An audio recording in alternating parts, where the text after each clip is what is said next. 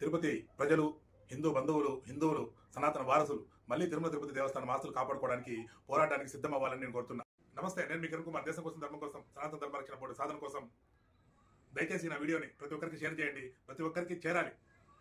సనాతన ధర్మ విలువల్ని కాపాడుకోవడానికి, దేవాలయాల ఆస్తుల్ని నిలుపుకోవడానికి, ఎటువంటి పరిస్థితుల్లో దేవాలయాల ఆస్తుల్ని దుర్వినియోగం కాకుండా చూడడానికి ప్రతి ఒక్కరికి ముందుకు రావడానికి నా వీడియోని షేర్ చేయండి, వాళ్ళకి తెలియజెప్పండి. ఏంట్రా విషయం అంటే, నిన్నటి దినమున ఆంధ్రజ్యోతి పేపర్లో ఒక వార్త చూశాను. అది మన తిరుపతి జిల్లా ఎడిషన్లో మాత్రమే వచ్చింది. ఏంటంటే చదువుతాను, వినండి.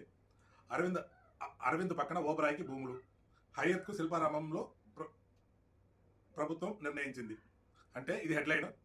అరవింద్ ఐ హాస్పిటల్ ఉందండి, Tata cancer hospital, Aravind eye hospital ఉంది. ఐ హాస్పిటల్ పక్కన 35 ఎకరాల టీటీడీ భూమిని హయత్, మన ఓబరాయ్ సంస్థకు చెందినటువంటి Trident group and Mumtaz 7 star hotels, వీటికి 35 ఎకరాలు, అంటే గతంలో 20 ఎకరాలు కేటాయించారు అలిపిరి పాదాల కింద అని చెప్పి పోరాటం చేస్తే గౌరవ ముఖ్యమంత్రి వాళ్ళు నారా చంద్రబాబు నాయుడు గారు దాన్ని గత నెల క్యాన్సిల్ చేశారు. హిందువులు ప్రపంచవ్యాప్తంగా ఆనందించారు.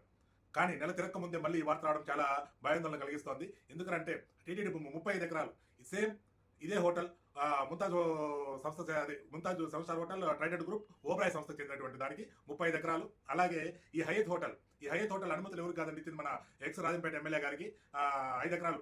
గతంలో ముంతాజ్ హోటల్ పక్కన ఇచ్చినారు. ఈ రెండింటిని అక్కడ క్యాన్సిల్ చేసి అలిపిరి కింద ఇప్పుడు 35 ఎకరాలు మన అరవింద్ ఐ హాస్పిటల్ పక్కన ఓబరాయ్ గ్రూప్ కి, అదే ముంతాజ్ హోటల్ కి. అలాగే శిల్పారామంలో 3 ఎకరాలు. శిల్పారామం మొత్తం కూడా అది చెరువు, 108 ఎకరాల చెరువు. అది 108 ఎకరాల చెరువు ఇప్పుడు ఎంత అయిందో అక్కడికి ప్రజలు వెళ్తే కానీ తెలియదు ఎంత కుసించిపోయిందో అని. దానిపైన సుప్రీంకోర్టు ఆర్డర్స్ కూడా ఉన్నాయి, అక్కడ ఏమి ఇంకా అదనంగా కట్టడాలు కట్టకూడదు అని. అయినా కూడా అక్కడ 3 ఎకరాలు శిల్పారామంలో నిరుపయోగంగా ఉన్నటువంటి భూమి 3 ఎకరాలు మన హయత్ హోటల్కి ఇస్తున్నామని చెప్పి ఇస్తారు. దీనిపైన ఉత్తర్వులు రావాలి అని చెప్పి మన ఆంధ్రజ్యోతి పేపర్లో వేయడం జరిగింది. మీకు ఆ పేపర్ కూడా పక్కన డిస్ప్లే అవుతాను, చూడండి. అయ్యా, గౌరవ ముఖ్యమంత్రి వాళ్ళని, కూటమి ప్రభుత్వాన్ని వేడుకుంటున్నా, దయచేసి టీటీడీ ఆస్తుల్లో, మఠం భూముల్లో, దేవాలయాల ఆస్తుల్లో ఎక్కడ కూడా మందు మాంసం అనే విషయం లేకుండా చేయని మిమ్మల్ని ప్రాధాయపడుతున్నాము. ఇప్పటికే దేవాలయాల చుట్టూ, దేవాలయ ఆస్తుల దగ్గర ఈ అన్యాక్రాంతమైపోయి అన్నమతస్తులు కూడా ఆక్రమించుకొని వారికి సంబంధించినటువంటి కట్టడాలు కట్టుకోవడం చాలా బాధాకరంగా ఉంది. దయచేసి గతంలో దేవాలయాల ఆస్తులు ఎన్నున్నాయో వాటిని బయటపెట్టి వాటిని పరిరక్షించండి. అన్యాక్రాంతం అయ్యున్నా, ఇంకెవరైనా ఆక్రమించున్నా వాటిని తీసి దేవాలయాలకు ఇవ్వండి, దేవాలయాల అభివృద్ధికి ఇవ్వండి. సనాతన ధర్మ వారసుల అభివృద్ధికి, వాళ్ళ విద్యకి, వాళ్ళ వైద్యానికి, దానికోసం ఉండాలని చెప్పి వేల సంవత్సరాలుగా దేవాలయాలకు ఆస్తులు ఇచ్చినటువంటి విధానం ఉంది. ఆ విధానంలో దేవాలయాల ఆస్తులను ఈ విధంగా పక్కదోవ పట్టించడం చాలా బాధాకరంగా ఉంది.